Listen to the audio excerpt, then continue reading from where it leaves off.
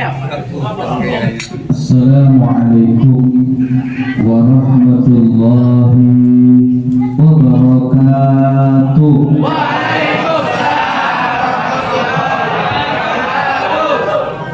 Bismillah, alhamdulillah, asyhadu an la ilaha illallah wahdahu la syarika lah, wa asyhadu anna sayyidana Muhammadan abduhu wa rasuluh.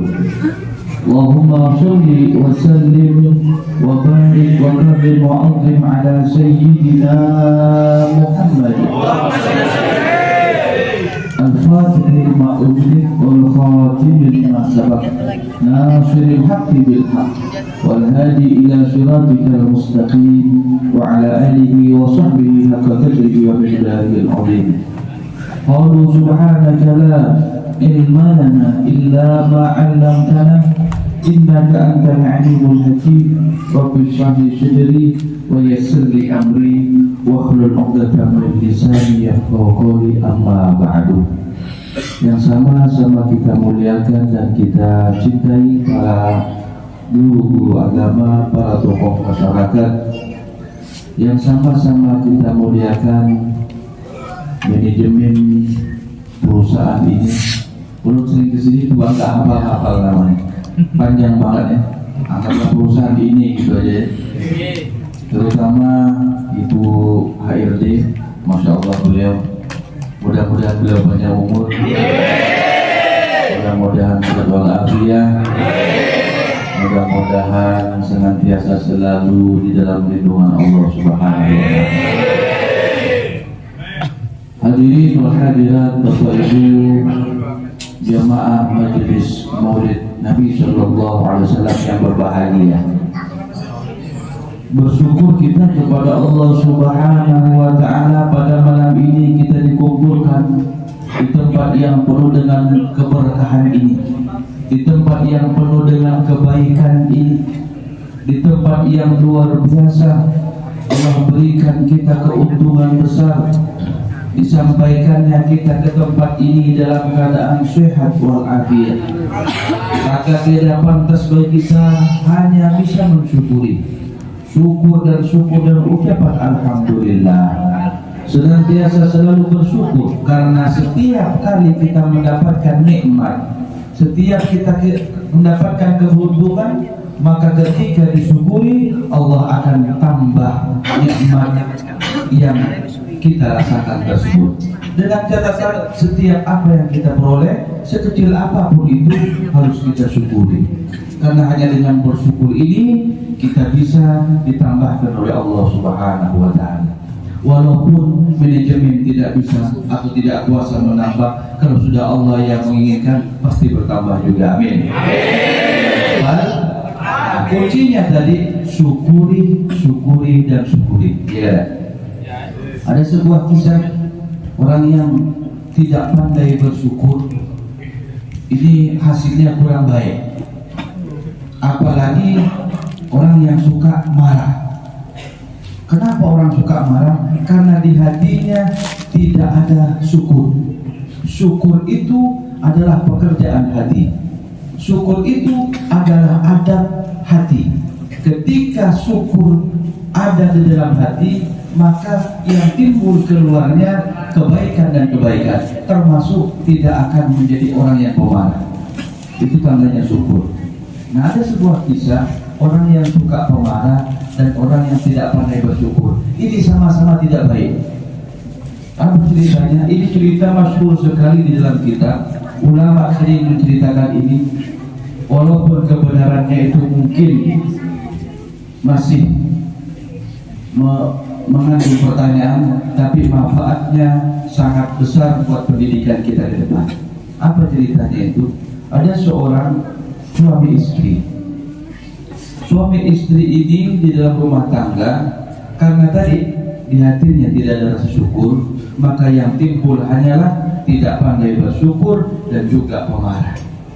Subhanallah, yang tidak pandai bersyukur ini suaminya, istrinya pemarah. Nah, cocok nih dalam keluarga. Kenapa? Karena sama-sama tidak ada rasa syukur.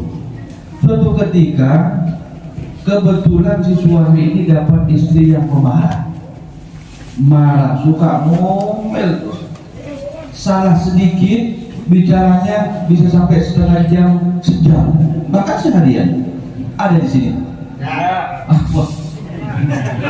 Mudah-mudahan bukan istri-istri yang di belakang ya. Apalagi dalam kondisi sekarang. Kata teman kita tadi, BBM naik, ya, harga-harga naik. Ini kalau tidak didasari hati kita penuh dengan rasa syukur, maka yang timbul hanyalah marah dan marah. Ya kan? Kalau kemarin istri dikasih 100.000 sehari cukup dapat ikan, dapat sayur, ya.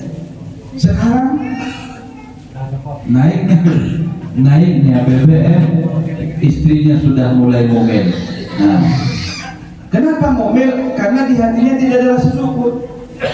Nah, pada suatu ketika sang istri si bapak tadi ini suka marah. Padahal masalahnya kecil, tapi marahnya luar biasa. Akhirnya di tengah malam si suami ini nggak bisa tidur, apalagi besok pagi mau kerja, ya jam 6 harus kerja juga. Si istri mulai habis maghrib, isya jam 8 jam 9 berhenti ngomong dulu. Akhirnya si suami ini nggak sanggup lagi. Kenapa nggak sanggup? Karena nggak ada rasa syukur di hati. Moyak dah bahasa kita tuh, moyak nih. Akhirnya bininya ditarik keluar. Daripada kata kau pegawai besok, ya Pak, kata kau kuning. Bini ngomel terus. Ternyata di depan rumah ada sumur, Pak. Sumur mati. Moyak si laki ini lawan bini diceburkan ke sumur mati ini. Jam 1 malam, ya kan? Jam 1 akhirnya pulanglah si laki tadi kan. Subhanallah, tiba-tiba padahal cuacanya enak, tiba-tiba hujan. Hujan tidur sendirian, kedinginan. Ayo, apa yang terjadi buat suami? Waduh, katanya, kalau kondisi kayak gini, kalau bantal gubli nggak bisa ngangetin. Sementara saat seperti ini butuh kehangatan. Kenapa yuk akibatnya yuk? Akibat suami tidak sabar, ya coba sabar seduman. Atau kalau di luar kah? Di luar rumah? Atau pisah ranjang kah orang bahasa ini? Atau pisah kamar kah dulu? Jangan main disuruh keluar, apalagi jebokan sumur. Tidak boleh. Katakanlah ada bu. Akhirnya apa? Si bapak tadi ini mendatangilah ke sumur.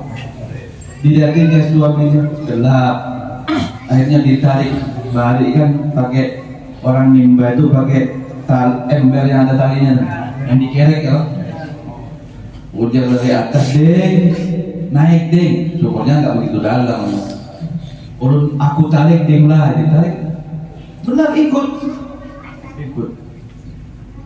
Ternyata yang ikut bukan bininya. Orang dulu itu ada istilah hantu sumur, ya. Hantu sumur. Ada Pak? Ternyata yang naik hantu sumur. Ditarik. Akhirnya si suami ini marah. Bukan kamu yang aku inginkan, istriku di bawah biar naik. Aku sendirian tidur di kasur, di kamar, kedinginan. Aku kepengen istriku yang naik. Kenapa kamu? Apa kata si hantu itu? Waduh, aku gak sanggup di bawah.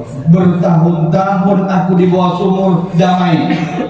Tiba-tiba istri kamu ada, gak sanggup mendengar ocehan. Ternyata istrinya sampai di sumur masih ngoceh. Itu binian Pak. Jadi maklumin saja, ya, maklumin. Itu intinya berdasarkan karena hatinya tidak pandai bersyukur. Suami nggak pandai bersyukur, suaminya nggak pandai, istrinya nggak pandai, akhirnya celaka. Mudah-mudahan kita bisa bersyukur, amin. Ya Rabbal alamin. Karena Allah berjanji, siapapun yang bersyukur pasti akan ditambahi nikmatnya. Tenang saja, syukuri. Kalau masih lambat naiknya gaji, syukuri. pasti ditambah suatu saat sama Allah Subhanahu wa ta'ala, asal syukurnya kuat-kuat. Bapak Ibu yang dirahmati Allah Subhanahu wa ta'ala, salawat dan salam mudah-mudahan senantiasa tercurahkan dari junjungan kita Nabi besar Muhammad sallallahu alaihi wasallam. Yang Nabi Muhammad itu adalah Nabi kita, Nabi yang paling mulia, Nabi yang tiada bandingnya, makhluk Allah Subhanahu wa ta'ala, yang tercipta seolah-olah sekehendak sendirinya. Yang tercipta Nabi Muhammad seolah-olah sekehendak sendirinya, sebagaimana yang disebutkan kama khuliqta qad khuliqta kama tasya'u, engkau diciptakan wahai Nabi seolah-olah sekehendak. Tahu sekehendak itu?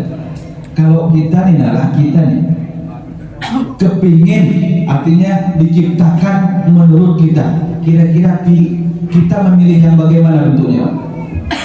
Kira-kira atau ibu-ibu deh, ibu-ibu nih nah, dulu waktu mau diciptakan, mau keluar diciptakan sama Allah, kira-kira kepengen memilih diciptakan seperti apa?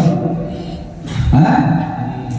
Cantik ya, orang cantik hidungnya bagus ya, kulitnya glowing, kan kayak itu pilihan. Makanya orang ini karena bukan pilihan sendiri dipaksakan sekarang. Coba lihat dipaksakan, hati-hati. BBM naik, make up for istri nambah, glowing itu mahal, 300.000 dipakai sebulan. Bayangin, kalau nggak ditambahi sampai dijeminin nangis suaminya. Cepet aja makan. Tapi Rasulullah diciptakan seperti sekarang, makanya tidak ada kegantengan beliau, tidak ada yang menandingi. Sempurna itulah Nabi kita Muhammad SAW. Tapi jauh daripada itu, Nabi kita Muhammad SAW adalah jalan utama menuju Allah Subhanahu wa ta'ala, pintu kebenaran, jalan kebenaran, al-ihwal, amal yang menunjukkan tanda kebenaran dari Allah Subhanahu wa ta'ala adalah Nabi kita Muhammad SAW. Jadi siapa saja yang mau berjalan kepada Allah, mau tinggi derajatnya di sisi Allah, mau kebenaran amalnya diterima sama Allah, harus melalui pintu Nabi Muhammad. Kalau tidak, maka itu hanyalah sebuah angan-angan saja.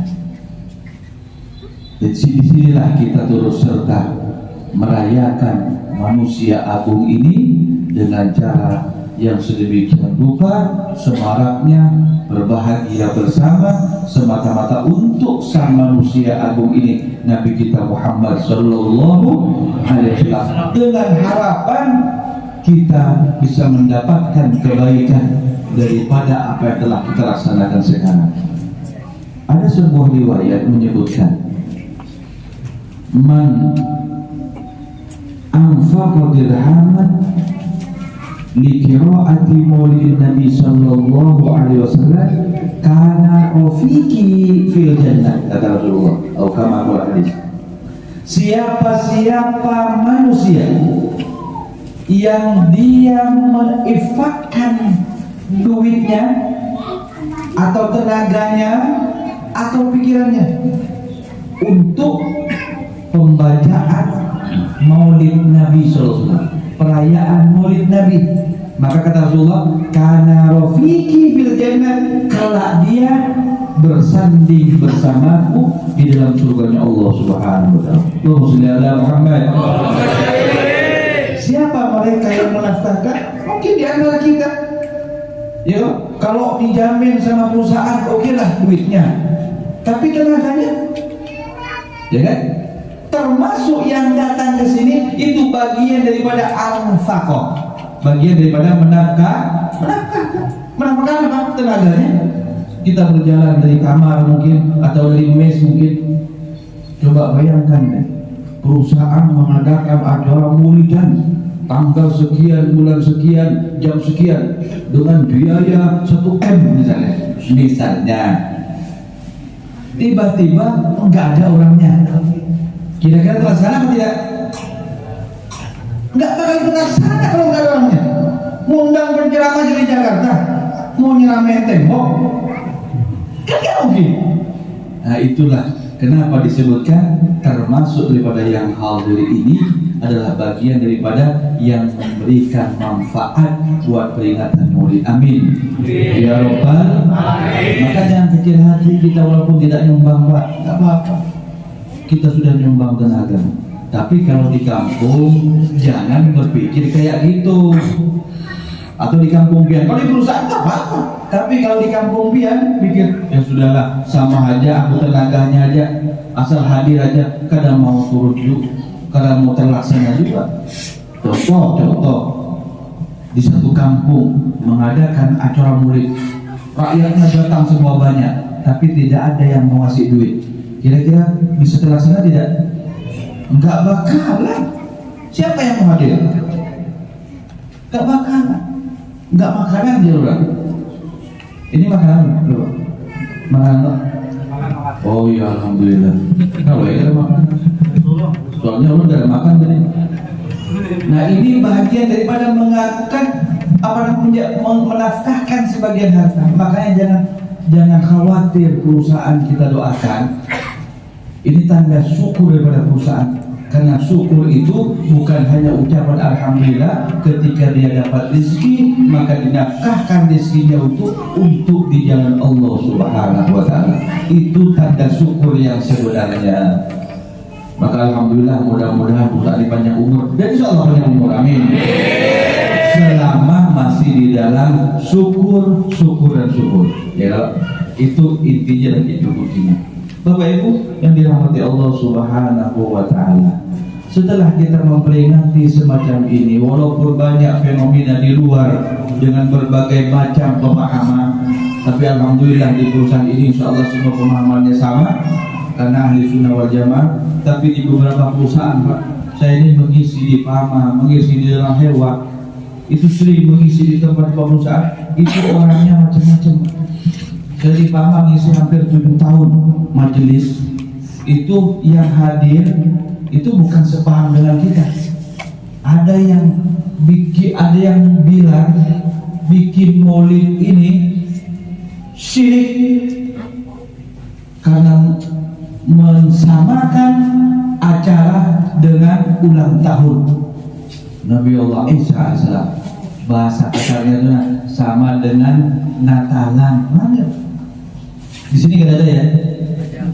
Kan ada? Amin ya Rabbal. Mudah-mudahan kalau cuma 1-2 nggak apa-apa, lebih banyak ya. Mudah-mudahan cepat dapat hidayah. Amin.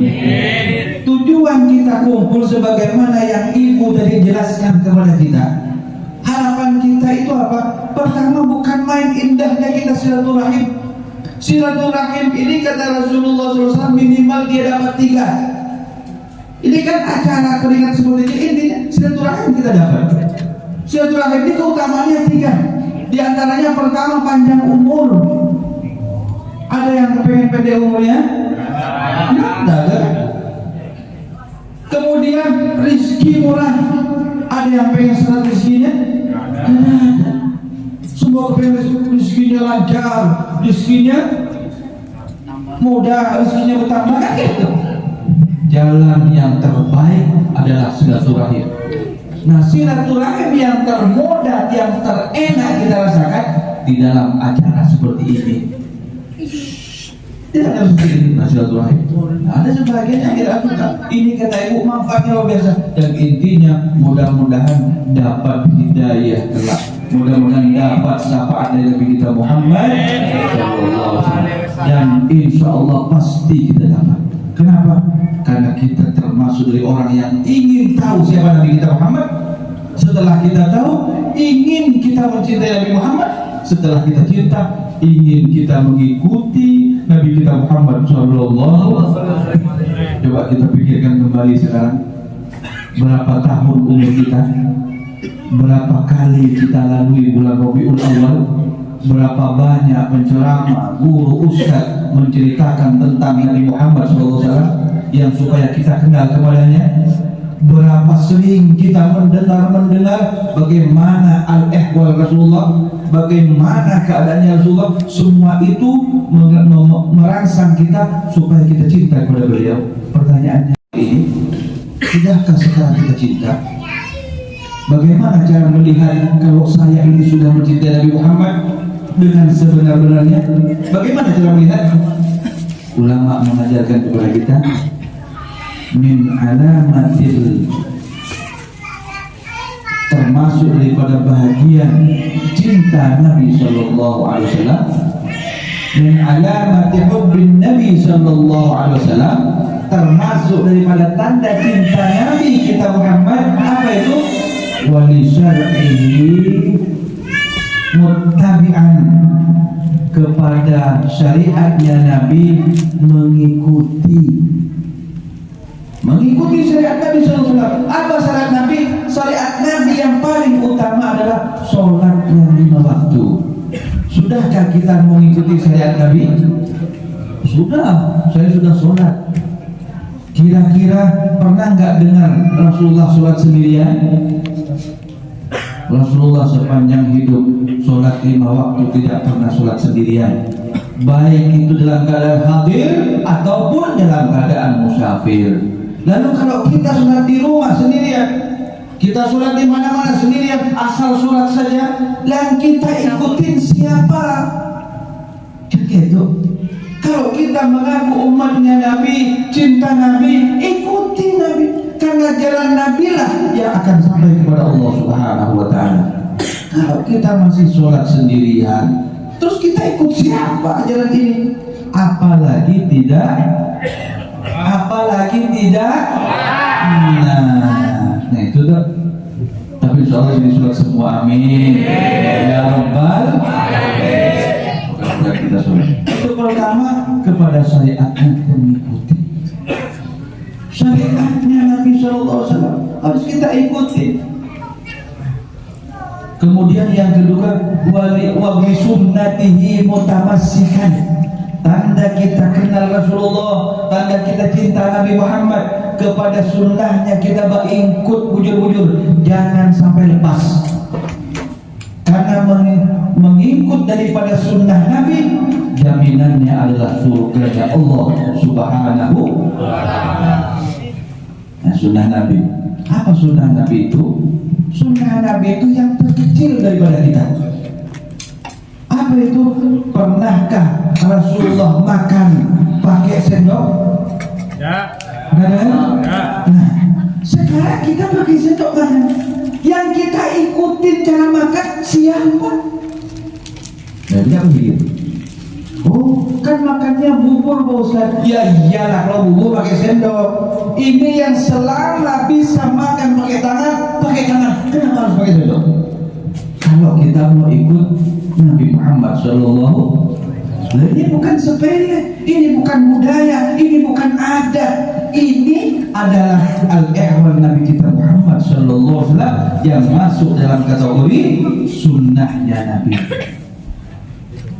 Nah, ada lagi sunnah Nabi. Rasulullah ketika ingin tidur, beliau tidak pernah tidur melainkan dalam kondisi berwudu dan kepalanya di sebelah utara, kakinya di sebelah selatan. Itu Nabi kita Muhammad. Kalau tidurnya kita tidak seperti itu, terus orang yang mana yang kita contoh? Orang yang mana yang kita ikuti? Sementara kata Allah dalam Al-Quran, siapa yang cinta aku, ya, dan siapa yang mengharapkan cinta aku, maka ikuti Nabi Muhammad Sallallahu Alaihi Wasallam. Qul in kuntum tuhibbunallah fattabi'uni yuhibbukumullah. Katakan Muhammad, siapa di antara umatmu yang benar-benar cinta sama Allah, yang benar-benar cinta, yang mengharapkan cinta Allah, mengharapkan ridho Allah, mengharapkan rahmat Allah, katakan Muhammad, ikuti engkau wahai Rasulullah. Dan sekarang cara tidurnya Nabi nya nggak diikutin, apalagi cara yang lain. Baru tidurnya baru tidur. Apalagi disuruh bini lagi. Bu, apalagi disuruh bini lagi. Hah? Bujuran. Posisinya Pak. Baru tidurnya saja seperti ini. Lalu di mana sunnah kita? Nah, inilah Bapak hadirin dirahmati Allah Subhanahu wa taala. Di antara tanda daripada kita kenal Nabi Muhammad, cinta Nabi Muhammad yang setiap tahun kita lewati sudah berkali-kali ini adalah wa bi sunnatihi mutamassikan, kepada sunnahnya berikut bujur-bujur. Di antara sunnah lagi Nabi kita Muhammad SAW adalah beliau suka memakai pakaian warna putih, minimal ketika kita di dalam keadaan sholat. Kira-kira sudah kita? Kira-kira adalah pada diri kita ini? Alhamdulillah. Cuman kalau tidak ada, apalagi sholat Jumat, makai sekehendak saja, terkadang pakai kaos jadi. Yang diumpati siapa? Yang diikuti siapa? Sementara jalannya Rasulullah memakai pakaian yang warna putih. Makanya ulama menyebutkan termasuk daripada umat yang mengikuti Nabi. Lihat ketika hari Jumat, dia pakai putih atau tidak? Subhanallah. Karena ingin menunjukkan. Mudah-mudahan kita kawal, amin ya rabbal alamin. Jadi itulah tujuan kita. Makanya di akhir daripada bulan Rabiul Awal ini kita mengadakan turut serta acara peringatan Maulid. Mari kita keluar sudah bertekad, kapan lagi kita ikut Nabi, kapan lagi kita di jalan Nabi, kapan lagi kita mengharapkan keselamatan hanya kepada Nabi, bukan dengan jalan yang lain. Karena tidak ada jalan yang bisa sampai kepada Allah, selamat sampai ke hadirat Allah, sampai ke surganya Allah, melainkan hanya jalan bersama Nabi kita Muhammad sallallahu alaihi wasallam. Insya Allah, mudah-mudahan Allah berikan kekuatan kepada kita, berikan kemampuan kepada kita, dan taufik dan hidayahnya senantiasa bersama kita, sehingga kita bisa menjadi hamba Allah, menjadi umatnya Nabi yang benar-benar mengikuti Nabi kita Muhammad sallallahu alaihi wasallam, walaupun hanya sedikit demi sedikit, biar identitas sebagai umat melekat kepada diri kita.